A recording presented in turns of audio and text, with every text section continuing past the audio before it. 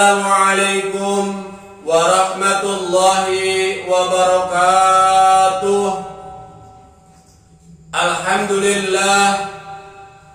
Alhamdulillahilladzi amarna bittaqwa wa wa'ada bidukhulil jannah liman ittaqa.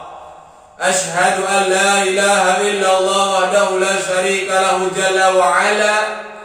Wa asyhadu anna sayyidana Muhammadan abduhu wa rasuluhul murtada.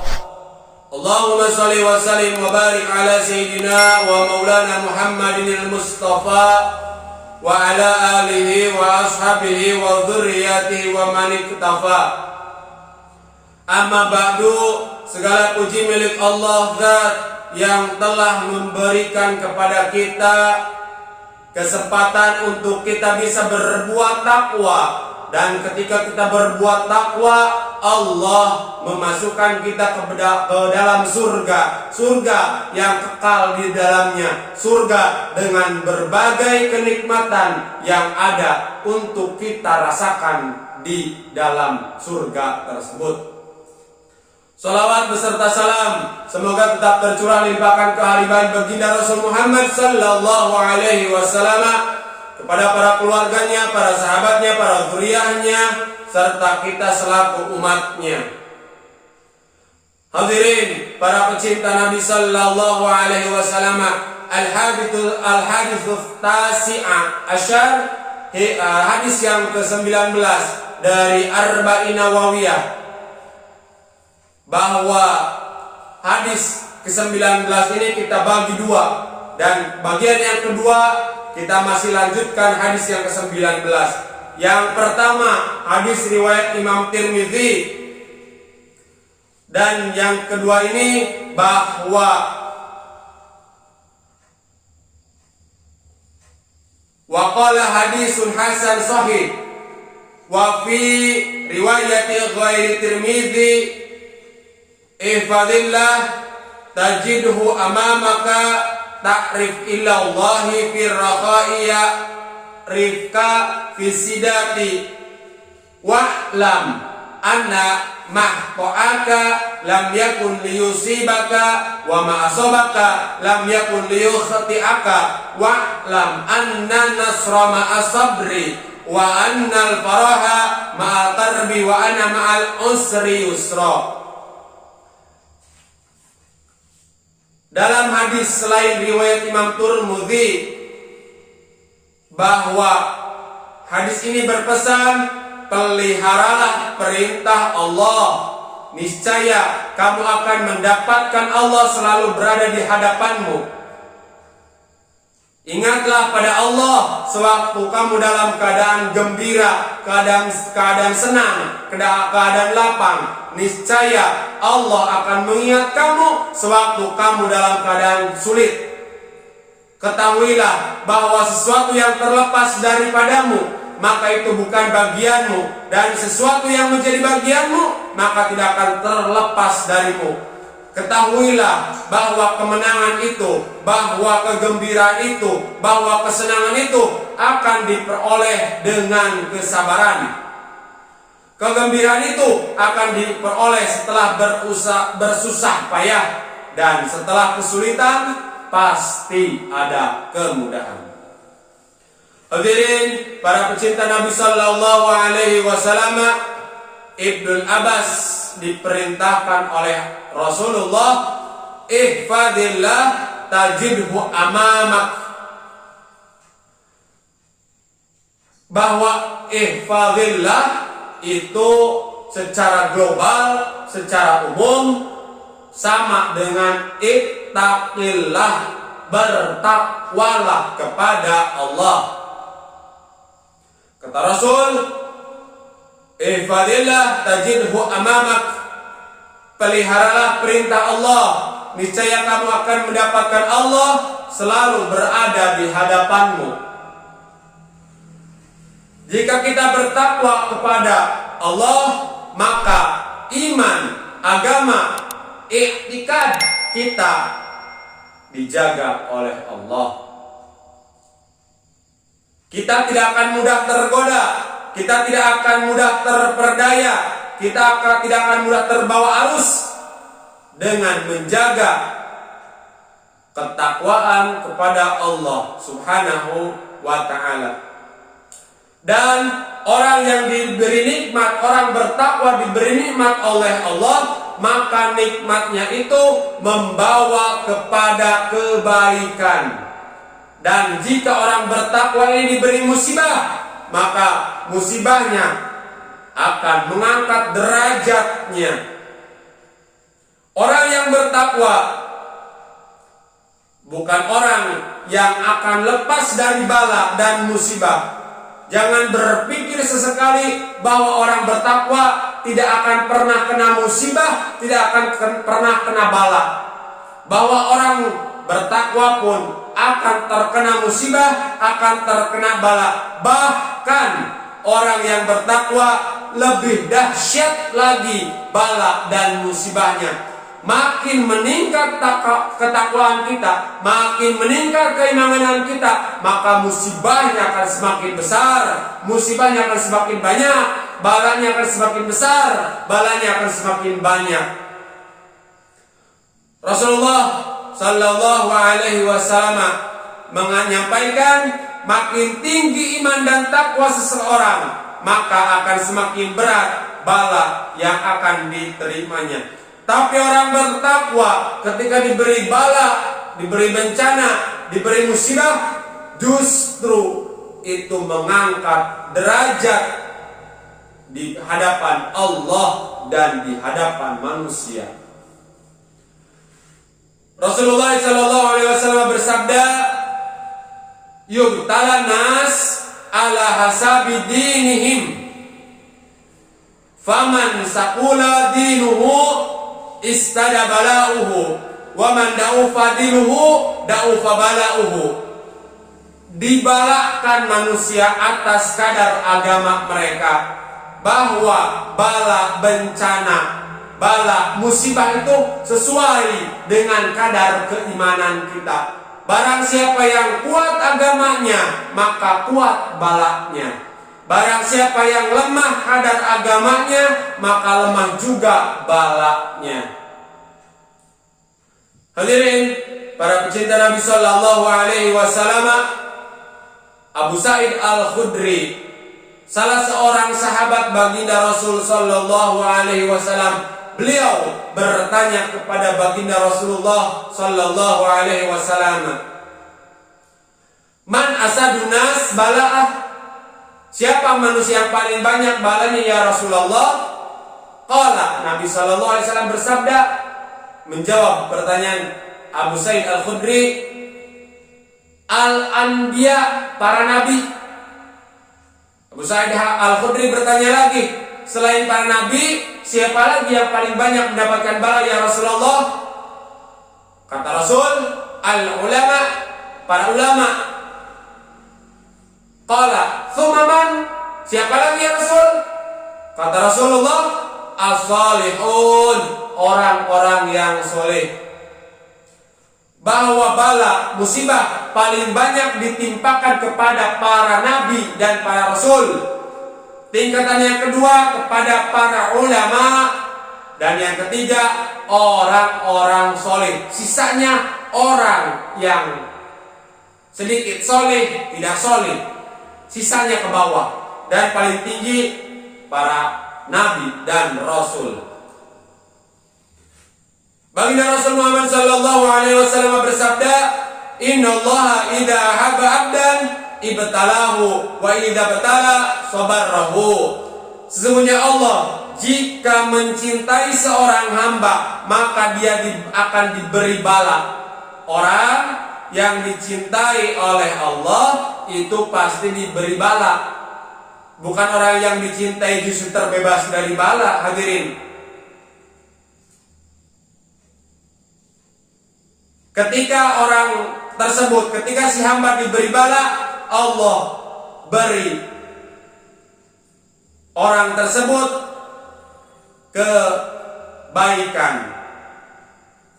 Orang tersebut diberi kesabaran. Artinya ketika Allah memberikan bala kepada orang tersebut, maka Allah juga menyusul, memberi kesabaran. Sehingga orang yang beri bala akan sabar menghadapi bala atau musibah dari Allah Subhanahu wa ta'ala. Dalam hadis yang lain Rasulullah Shallallahu Alaihi Wasallam menceritakan bahwa bala, kesusahan, kesedihan itu sangat erat dengan kecintaan Allah Subhanahu wa ta'ala. Orang yang makin banyak mendapat bala, makin dicintai Allah. Bahkan dalam hadis yang lain Rasulullah menjelaskan, tidak ada baiknya seseorang yang tidak pernah sakit dan tidak pernah hilang hartanya. Bukan menjadi ukuran bahwa orang itu baik, orang itu beruntung ketika orang itu tidak pernah sakit, bahkan influenza pun tidak pernah. Itu bukan orang baik. Bahkan orang tersebut tidak pernah kehilangan harta, tertipu, hilang, atau dan lain sebagainya. Itu bukan orang baik. Karena orang yang baik pasti ditimpa bala. Minimal kalau sakit influenza, minimal bisul. Itu orang yang disayang Allah, yang dicinta Allah, pasti diberi bala. Hadirin para pecinta Nabi Sallallahu Alaihi Wasallam, dalam kitab Al-Jawahirul Lu'lu'iyah disebutkan hikayat seorang pasangan suami istri dalam ikatan rumah tangga. Si istri dikenal sebagai perempuan yang solihah dan sangat berbakti kepada suaminya. Pada suatu malam, suami ini meminta dibuatkan air pada istrinya. Bisa mungkin dibuatkan teh atau kopi. Jadi si istri ini disuruh membuatkan air, di mana air itu harus dibuat dulu. Misalkan memanaskan air dan baru menuangkan kepada gelas. Jadi ada usaha untuk itu, tidak hanya mengambil. Jadi ada proses untuk memanaskan air dulu. Lalu si istri pergi ke dapur karena dia adalah solihah perempuan itu dan sangat bakti kepada suaminya. Membuatkan air dan membawanya kembali ke kamar. Ketika masuk ke kamar, didapati bahwa suaminya sudah tidur lagi. Karena solihah istri ini berbakti kepada suami, dia tidak berani membangunkan suaminya. Tidak berani, hanya mencolek supaya dia bangun, tidak berani. Dia pegangi air itu dari tengah malam sampai suaminya bangun. Kapan bangun suaminya? Subuh. Luar biasa. Seorang istri yang begitu berbakti kepada suaminya. Dari tengah malam sampai subuh dia memegangi air karena suaminya meminta air. Suaminya tidur, tidak dibangunkan. Kalau istri-istri kita mungkin dibanjurkan kepada kita, diguyurkan China. Ini si istri yang solihah, berbakti kepada suami. Setelah bangun, tahu bahwa istrinya tidak tidur semalaman. Suami itu tahu bahwa dia punya istri berbakti dan tidak tidur semalaman memegangi air yang dia pinta. Dia berterima kasih, istriku terima kasih engkau telah berbakti sampai mau memegangi air dari tengah malam sampai waktu subuh. Karena engkau sangat berbakti, maka aku akan mengkabulkan, aku akan memberikan apa yang kau pinta. Sehingga si istri ceraikan saya. Kaget suami. Istri yang begitu solihah, tidak ada hujan, tidak ada angin, tidak ada guntur, tidak ada badai, minta diceraikan. Akhirnya karena suami telah berjanji untuk mengkabulkan setiap apa yang diucapkan istrinya karena berbakti, dia kabulkan. Ya sudah, kalau inginmu seperti itu, saya ceraikan engkau. Selanjutnya si suami pergi dari rumah, turun karena rumahnya ada agak tinggi, jadi pakai tangga kalau mau masuk rumah. Maka si suami turun dari rumah, turun lewat tangga, terpeleset, jatuh, luka betisnya. Yang tadinya mau pergi, suaminya balik lagi ke dalam. Akhirnya kata si istri, suamiku, aku minta rujuk. Kaget si suami, tadi minta cerai, sekarang minta rujuk. Kata si suami, sebenarnya kamu itu bagaimana sih? Akhirnya kata si istri, suamiku, aku lama berumah tangga denganmu berpuluh-puluh tahun. Tapi dalam kisaran waktu puluhan tahun, aku tidak pernah melihat engkau sakit. Aku tidak pernah melihat engkau celaka. Aku tidak pernah melihat engkau terkena musibah. Maka aku takut engkau adalah orang yang tidak disukai, tidak dicintai oleh Allah. Maka aku minta cerai. Tapi ketika engkau jalan keluar rumah dan terpeleset jatuh di tangga, luka betismu, luka kakimu, maka aku tahu bahwa engkau dicintai Allah. Maka aku minta rujuk. Karena aku ingin punya suami yang disayangi Allah Subhanahu wa ta'ala. Hadirin para pecinta Nabi Sallallahu Alaihi Wasallam, dari hadis ini bagian yang kedua dari kalimat yang kedua memberikan nasihat kepada kita, memberikan wejangan kepada kita, memberikan pesan kepada kita. Ta'rif ilallah fi rakhai ya'rifka fi sidah. Kenali Allah pada waktu lapang, kenali Allah pada waktu sihat, kenali Allah pada waktu kaya, kenali Allah dalam waktu tidak ada kesibukan. Niscaya Allah mengenal engkau pada waktu engkau susah, pada waktu engkau sakit, pada waktu engkau miskin, dan pada waktu engkau sibuk. Rasulullah Sallallahu Alaihi Wasallam bersabda, "Man sarahu ayastajidallah lahu inda sadai." Siapa yang ingin dikabulkan doanya ketika susah, maka hendak ia memperbanyak doa pada waktu lapang. Ketika kita dalam waktu lapang, sering-seringlah melakukan kebaikan, sering-seringlah berdoa. Ketika kita susah, doa itu mustajab, langsung Allah kabulkan. Banyak cerita mengisahkan tentang seseorang yang dalam senang, dalam lapang, dia banyak beribadah, dia banyak melakukan kebaikan, dia banyak berdoa, sehingga ketika susah Allah langsung angkat kesusahannya. Hadirin para pecinta Nabi Sallallahu Alaihi Wasallam, satu kisah kita sering mendengar bahwa ada 3 orang pemuda yang terjebak di dalam gua. Setelah masuk ke dalam gua, tertutup itu lubang gua dengan batu yang sangat besar, sehingga 3 pemuda ini tidak bisa keluar dan tidak mampu untuk menggeser. Meskipun 3 orang, karena batunya sangat besar, tidak mampu untuk menggeser batu itu, terjebak di dalam gua.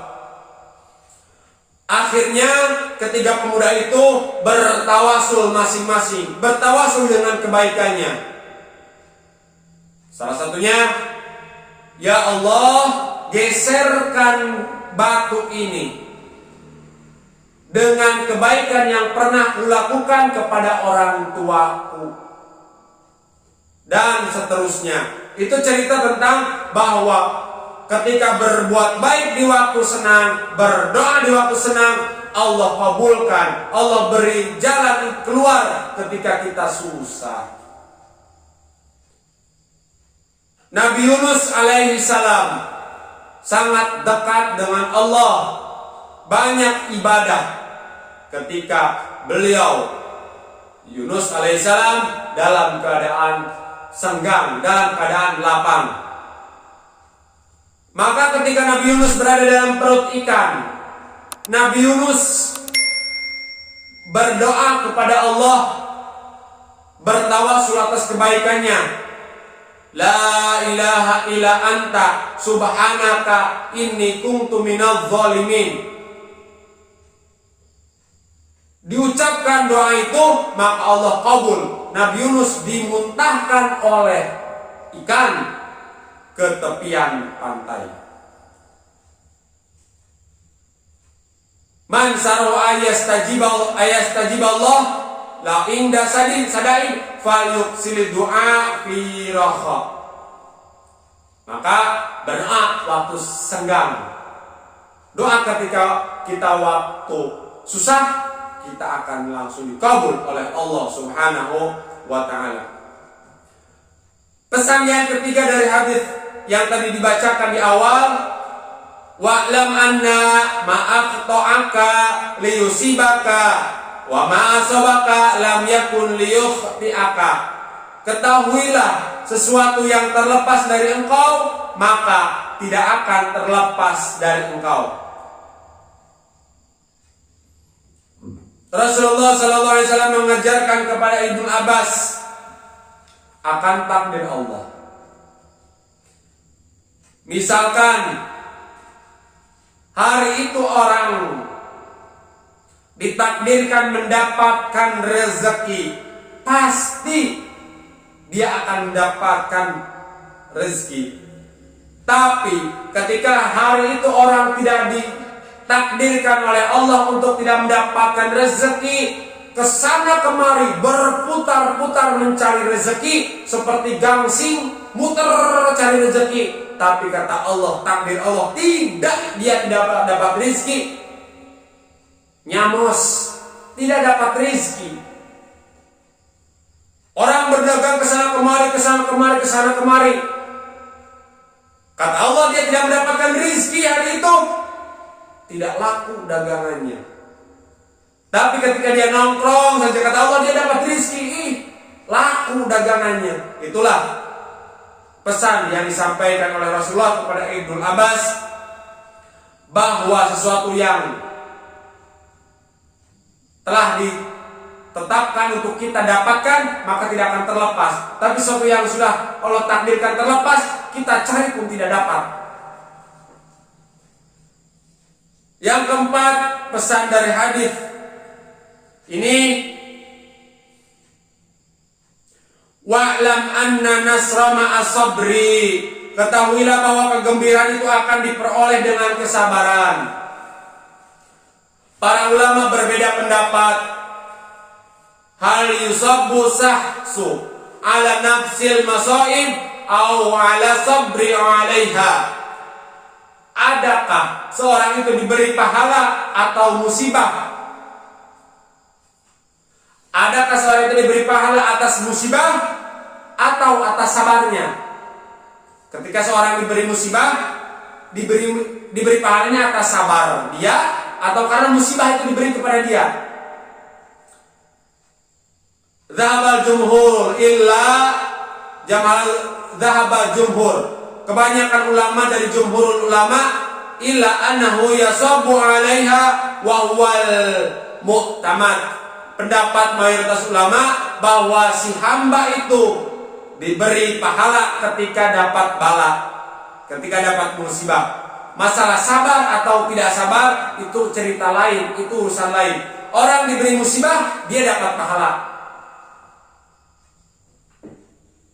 Abu Hasan As-Sadzili mengatakan, inna maman usiba was sabara hasalalahu sawaban, thawabun linafsil musibah wa thawabun bisabri 'alaiha, fa in tafasabaruhu lam yahsun lahu thawabu sabar.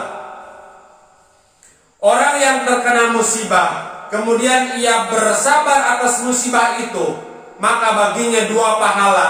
Satu pahala karena dia terkena musibah, dan pahala yang kedua karena dia sabar. Barang siapa tidak sabar atas musibah itu, dia tidak mendapatkan pahala atas sabarnya, tapi pahala atas musibah dia tetap dapatkan. Hadirin para pecinta Nabi Sallallahu Alaihi Wasallam, di akhirat orang-orang yang sihat dulu waktu dia di dunia menyesal. Orang-orang yang dulu di dunia tidak pernah terkena musibah atau jarang terkena musibah, mereka menyesal di akhirat. Mengapa? Karena orang-orang yang dulu di dunia ditimpa Allah dengan penyakit, ditimpa oleh Allah dengan musibah, mereka lebih senang hidupnya di akhirat. Mungkin mereka susah di dunia, tapi dia di akhirat happy. Bisa dikatakan happy ending, hadirin. Bahagia di akhir. Artinya dia senang di akhirat. Sebagian ulama berkata, la yadhuru bisabri tamami zawalil alam. Tidak merusak kesabaran itu, tidak merusak kesabaran dengan kita berangan-angan akan hilangnya sakit. Ketika kita sakit, kita membayangkan, kita mengingini untuk sehat, tidak merusak nilai sabar itu. Sabar itu tidak, artinya sabar tidak mengkritik Allah, tidak mengeluh kepada Allah, tidak juga mengkritik makhluk. Gara-gara ente ya jadi kia, tidak. Itu sabar, tidak mengkritik Allah, juga tidak mengkritik makhluk, dan tidak mengeluh atas apa yang ditimpakan Allah kepadanya. Itu sabar. Wala mujarrar rusak wa idza sahatir niyah, dan mengeluh itu tidak merusak kesabaran. Jadi dikatakan bahwa sabar juga boleh mengeluh. Maksudnya mengadukan sakit kepada manusia itu pun tidak merusak kesabaran, nilai kesabaran, asal niatnya betul. Kalau niatnya salah, ya salah. Kaqaulil marid inni wajah, seperti perkataan orang yang sakit. Aduh, sakit. Aduh, aku sakit beteng nih. Aduh ya hulu teh nyut-nyutan. Boleh. Dan itu tidak merusak nilai kesabaran. Au kana yasifu halahu li tabib. Atau dia menceritakan kepada dokter tentang yang dirasakannya. Pak dokter, Bu dokter, saya itu kalau siang menggigil, tapi terasa panas, tapi keluar keringat dingin misalkan. Pak dokter atau Bu dokter, gigi saya itu ketika memakan sesuatu yang manis langsung ngilu, meminum yang dingin langsung ngilu. Boleh menceritakan itu. Itu bukan itu tidak merusak nilai kesabaran. Au li ghairihi liyad'u lahu, atau dia menceritakan sakitnya kepada orang lain untuk doakan. Bercerita kepada orang lain, doakan ya saya supaya cepat sehat, supaya cepat sembuh, supaya cepat bisa beraktivitas lagi. Boleh, tidak merusak kesabaran atau tidak merusak nilai kesabaran.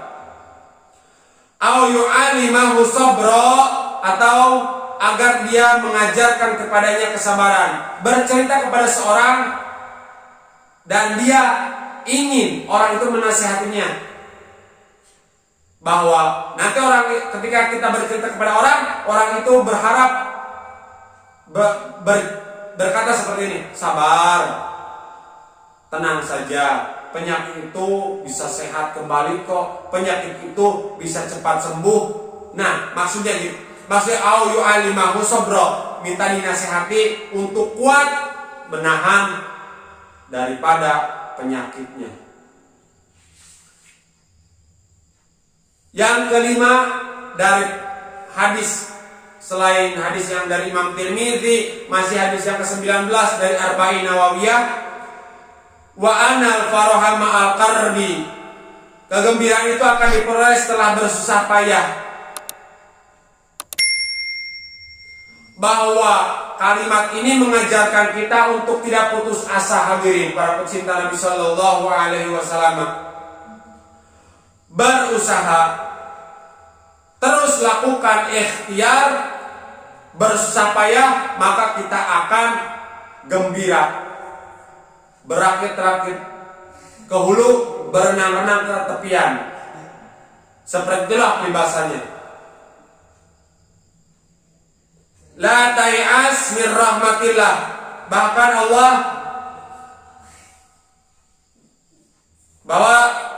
Allah menyampaikan janganlah berputus asa dari rahmat Allah. Orang-orang yang dirahmati Allah adalah orang-orang yang optimis, orang-orang yang terus tegar menghadapi segala jerih payah menuju kebahagiaan, kesenangan, baik di dunia terlebih di akhirat. Hadirin para pecinta Nabi Sallallahu Alaihi Wasallam, seorang aulia Allah yang bernama Asim bin Ishaq, beliau dikenal sangat miskin, kokoro nyosok malarat rosak, lihat ragap taya. Itu Asim bin Ishaq. Asim bin Ishaq ini berusaha, hadirin.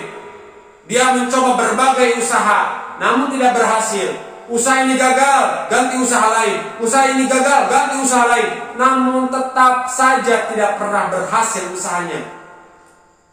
Sampai-sampai orang di sekelilingnya keberatan kalau Asim bertamu ke rumahnya. Orang sudah menebak dari jauh, oh Asim mau kesini. Kalau tidak minjam, pasti minta. Dua. Assalamualaikum. Pas dibuka sih, wah, gawat. Kalau tidak minta, pasti minjam dia. Saking miskinnya itu Asim.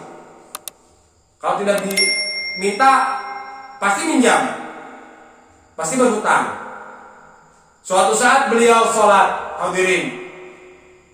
Ini bagusnya aulia Allah itu ketika dia ditimpa kesusahan, ketika dia ditimpa kefakiran, dia tidak lupa untuk sholat. Sholat 2 rakaat, sampai beberapa rakaat ketika malam Asim ini. Sholat sunnah mutlak. Dan setelah salam, setelah beberapa rakaat, beberapa kali salam, dia sujud. Asim ini saking berat beban yang ada di kepalanya, dia sujud kepada Allah, meminta kepada Allah Subhanahu wa ta'ala. Sujudnya di luar salat maksudnya. Setelah salam, Assalamualaikum warahmatullahi wabarakatuh, sujud. Dan dia baca doa. Asim ini baca doa, dan doa ini boleh kita amalkan. Ya musibal asbab, ya fatihal abwab, ya sami'al aswat, ya mujibad da'awat, ya qadiyal hajat, ikfini bihalalika an haramik, wa aghnini bifadlika aman siwak. Setelah berdoa sampai situ, Asim kaget karena ada yang menimpa kepalanya. Sedang sujud menimpa kepalanya, dia mengangkat kepalanya. Setelah bangun, dilihatnya ada kain merah. Lalu oleh Asim dibuka kain merah itu. Pas dibuka ada uang 80 dinar dan permata. Bagus nih hadirin. Doa ini kita amalkan. Berdoa, akfini bihalalika an haramika, wa aghnini, kayakan aku ya Allah, kayakan aku ya, bifadlika aman siwa. Kalau kita serius bisa seperti Asim, jatuh 80 dinar. 80 dinar itu kurang lebih 1 dinar itu 3,4 juta dikali 8 dinar. Pokoknya harga 1 kambing super itu 1 dinar. Harga 1 keping dinar itu untuk 1 kambing super. Kurang lebih 3,4 juta lah. Dan permata. Amalkan hadirin ya doa itu.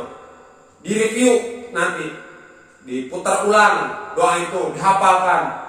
Rekam layar, rekam video. Dan yang terakhir, yang keenam, Wa 'ala man usri yusra, setelah kesusahan ada kemudahan. Jika dulu Nabi Musa alaihissalam sebelum datang kepada Fir'aun meminta kemudahan kepada Allah untuk diringankan lisannya menyampaikan pesan nasihat kepada Fir'aun, tapi umatnya Nabi Muhammad wa 'ala man usri yusra, bahwa ketika susah pasti diiringi dengan kemudahan. Nikmatnya menjadi umat Sayyiduna wa Maulana Muhammadin sallallahu alaihi wasallam. Hadirin para pecinta Nabi sallallahu alaihi wasallam, dua pertemuan hadis yang ke-19 kita telah rampungkan. Insyaallah kita lanjutkan hadis yang ke-20. Kita akan bahas tentang malu. Terima kasih Al-Fakir atas segala perhatian. Mohon maaf atas segala kekurangan dan kekhilafan. Wallahul muwaffiq ila aqwamit thoriq. Wassalamualaikum warahmatullahi wabarakatuh.